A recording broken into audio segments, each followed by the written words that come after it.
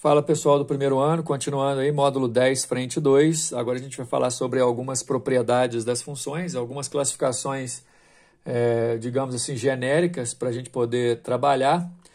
A gente vai falar sobre função par, função ímpar, função limitada, periódica e assim vai.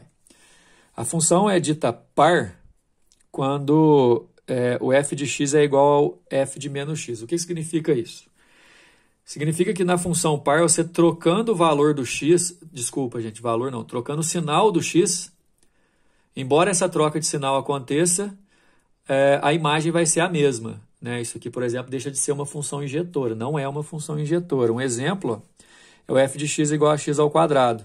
Se você colocar 2 ou menos 2, repara que a ideia é só trocar o sinal do x. Mas mesmo assim a imagem é a mesma, então a gente chama essa função de função par. Já na função ímpar, trocando o sinal do x, você troca o sinal do y. Não troca o valor, troca o sinal, né? O módulo vai ser o mesmo. Então, por exemplo, nessa função f de x igual a menos x, o f de menos 2 é 2. Trocando o sinal, o f de 2, troquei o sinal aqui, troca o sinal da imagem também.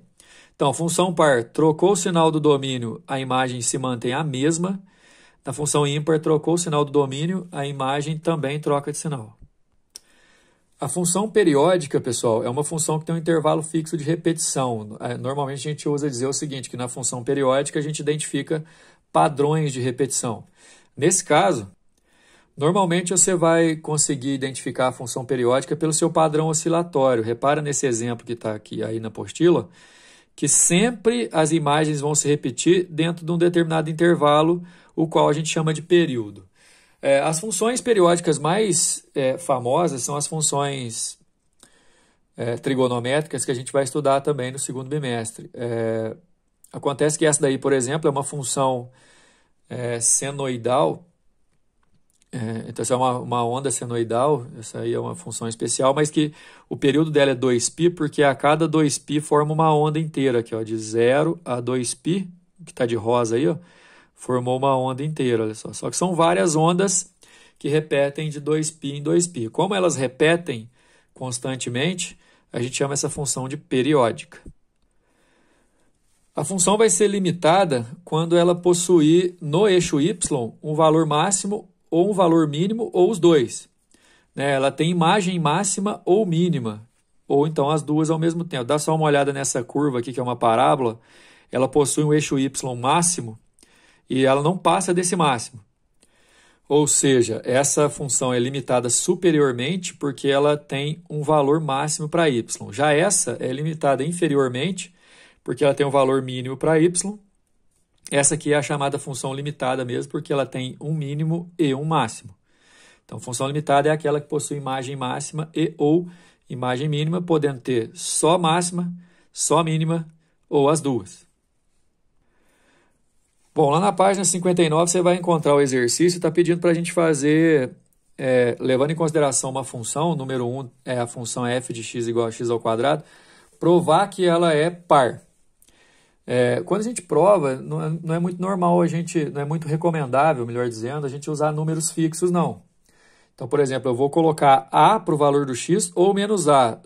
Lembrando que para a função ser par, é aquele lance de você trocar só o sinal do eixo do valor do x e ver no que dá. Então, por exemplo, o x valendo a fica a ao quadrado. Agora, o x valendo menos a também vai dar a ao quadrado, né? Porque todo número elevado a expoente par fica positivo. Ou seja, se o f de a é igual a f de menos a, quer dizer, a imagem de dois x diferentes, mas diferentes só por conta do sinal, se essas imagens são iguais, a função é par.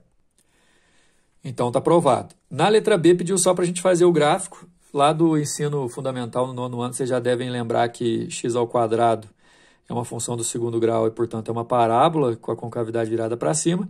Agora, eu coloquei alguns valores aqui, ó, por exemplo, para o x valendo 1 ou menos 1, substituindo lá, vai dar 1 a imagem do mesmo jeito. Para o x valendo 2 ou menos 2, vai dar 4 a imagem do mesmo jeito. Então, vai dar esse padrão aí. Espero que vocês completem aí no caderno de vocês. O número 2 pede a mesma situação, só que agora a função é f de x ao cubo e ele pede para a gente provar que a função é ímpar. Mas eu vou criar a mesma ideia. Como a questão é só mudar o sinal do valor do x, f de A vai dar A ao cubo, f de menos A vai dar menos A ao cubo. Ou seja, trocando o sinal do A ou do X, você troca o sinal do Y. Isso implica que se apenas trocando o sinal do A, do X, você vai também trocar o sinal do Y. Está provado que ela é ímpar. No caso, uma função do terceiro grau, pessoal, ela é, tipo assim, ela tem esse padrão. Desenha aí só para completar, a gente vai falar sobre isso posteriormente, na função do terceiro grau. Bom, o número 3 trata-se de uma função periódica representada aí no gráfico. Dá só uma olhada, você pode perceber que ela tem um padrão de repetição, né? Essas funções repetitivas que vão fazer você lembrar da função que é periódica, e pergunta qual é o período, que é basicamente você olhar assim, ó, esses padrões que repetem. Em relação ao eixo X, ele vai repetir de quanto em quanto? Repara que os padrões de repetição estão sempre sendo repetidos de 2 em 2. Ó. O intervalo de repetição em relação ao eixo X é 2. Por isso, é uma função periódica e o período da função vale 2. Bom, para encerrar, pessoal, o número 4 ele te coloca uma função de domínio real e contradomínio real.